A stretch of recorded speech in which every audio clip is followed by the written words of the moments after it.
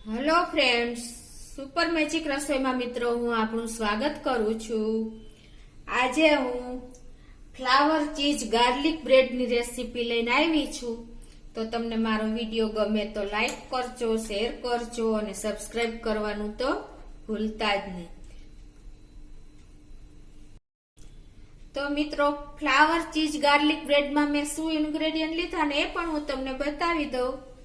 એમાં મેં બ્રેડ લીધી છે, 2 ટેબલ સ્પૂન જેવું ગાર્લિક છે, 1 ટેબલ સ્પૂન જેવું મેં કેપ્સિકમના નાના પીસ કરી લીધા છે, ગાર્લિકને પણ ઝીણું ઝીણું સુધારી લીધું છે, 1 ટીસ્પૂન જેવું આપણે ચીલી ફ્લેક્સ છે અને 1 ટેબલ સ્પૂન જેવું આપણે ચીઝ લીધું છે, નાના નાના આપણે જે મમરી ટાઈપનું ચીઝ આવે છે ને એ જો મેં લીધું છે, અને ધાણા ભાજી ઝીણી ઝીણી સમાર લીધી છે, અને ઓરેગાનો છે 1 ટીસ્પૂન, અને અડધો કપ બટર છે।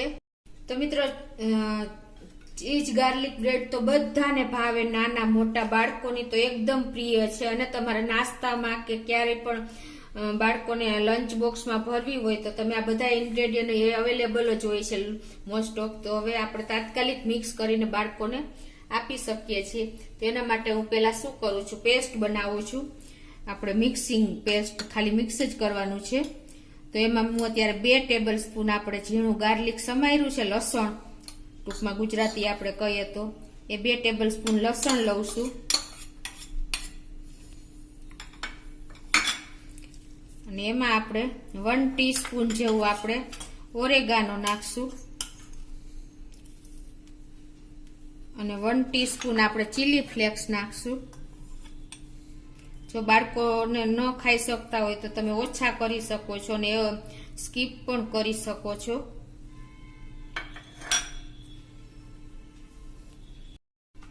અને 1 ટીસ્પૂન થી થોડીક એવી આપણે આ ધાણા ભાજી એકદમ ઝીણી સમારી છે એ નાખી દેશું, અને આપણે અડધો કપ મેં આ બટર લીધું છે, આપણે જે તૈયાર અમૂલનું બટર આવે છે ને સોલ્ટી એ છે, તો એ હું નાખી દઉં છું મિત્રો। અને હવે આ બધું આપણે મિક્સ કરી દેશું આવી રીતે, બધો મસાલા ને બટર ને ઓરેગાનો, ચીલી ફ્લેક્સ, ધાણા ભાજી અને લસણ, આ બધાની આપણે સરસ મિક્સિંગ કરીને પેસ્ટ તૈયાર કરી લેશું। તો જો આ રીતે આપણે બધી પેસ્ટ તૈયાર કરી લીધી છે, બધા મસાલા મિક્સ કરીને બટરને તમે જોઈ શકો છો, ગાર્લિક, ચીલી ફ્લેક્સ ને ઓરેગાનો। હવે આપણી આ પેસ્ટ બ્રેડ ઉપર લગાવવા માટે રેડી છે મિત્રો। એકદમ સરસ મિક્સ કરી લેવાની, એટલે એકદમ ટેસ્ટી અને સોલ્ટી લાગશે મિત્રો, આ રીતે। તો આપણી પેસ્ટ રેડી છે મિત્રો। હવે આપણે મેં જે આ બ્રેડ લીધી છે એને આપણે આ રીતે લઈ લેશું, અને હવે એની ઉપર આપણે આ સ્પ્રેડ કરી દેશું જે પેસ્ટ કરી છે મસાલાની, આ રીતે આપણે લઈને આ રીતે ફરતી એમાં લગાવી લેશું।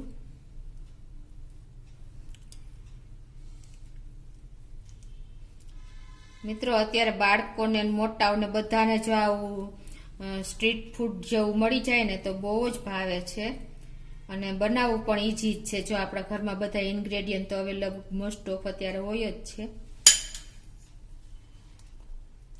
આ રીતે આપણે ફરતું સરસ લગાવી લેવાનું,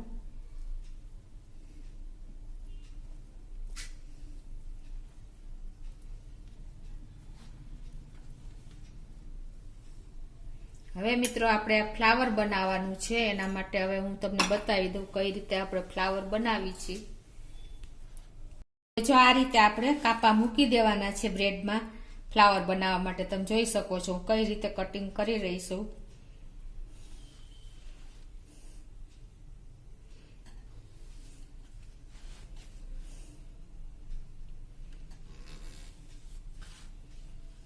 તમને ઈઝી મેથડથી જ બતાવું છું મિત્રો।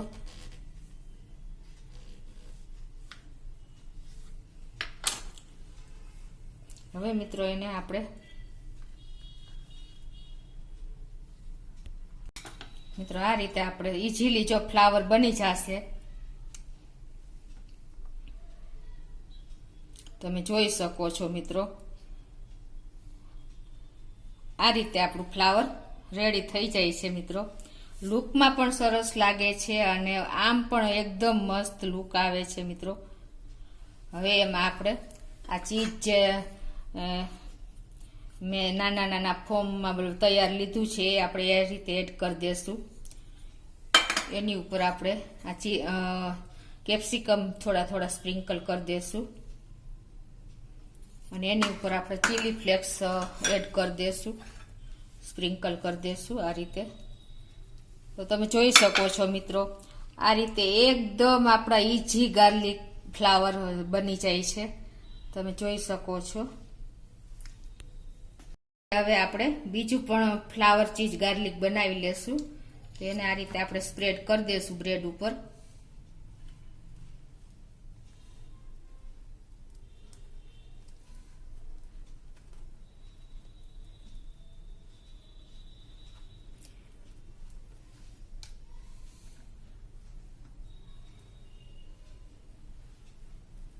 આ રીતે મિત્રો આનું લુક પણ બહુ સરસ આવે છે. તમે જોઈ જ રહ્યા હશો કેમેરામાં. એકદમ મસ્ત લુક આવે છે અને ટેસ્ટમાં તો પૂછવું જ શું મિત્રો, હોશે હોશે બધાને ભાવે છે. હવે એને આપણે આ રીતે પાછું ફ્લાવર બનાવી લેશું.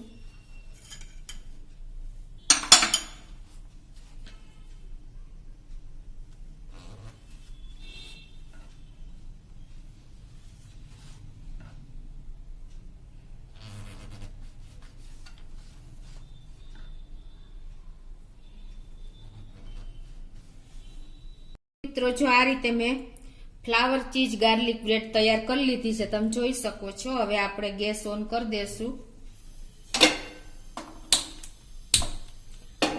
અને એમાં આપણે બટર લગાવી લેશું 1 ટીસ્પૂન જેવું.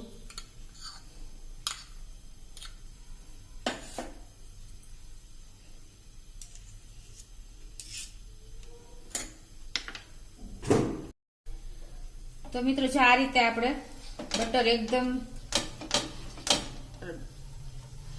સ્લો ફ્લેમ ઉપર આ રીતે આપણે સ્પ્રેડ કરી દેવાનું છે અને હવે એમાં આપણે જે આ બ્રેડ તૈયાર કરી છે એ એડ કરી દેશું આ રીતે.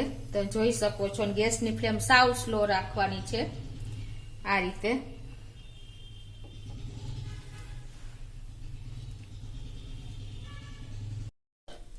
તો મિત્રો હવે આ રીતે આપણે સ્લો ફ્લેમ ઉપર આ રીતે કવર કરીને આપણે એને 2 મિનિટ એને થાવા દેશું. અને જો મિત્રો તમે ઓવનમાં કરતા હો ને તો એને પણ તમારે 180 ડિગ્રી ઉપર 4 થી 5 મિનિટ થાવા દેવાની છે. તો આ રીતે આપણે એને કવર કરી દીધી છે અને 2 મિનિટ સ્લો ફ્લેમ ઉપર રેડી કરશું. તો મિત્રો જો આપણે કવર કરી અને 2 મિનિટ થઈ ગઈ છે અને આપણી બ્રેડ પણ ચીઝ ગાર્લિક બ્રેડ પણ રેડી થઈ ગઈ છે. તમે જોઈ શકો છો આ રીતે.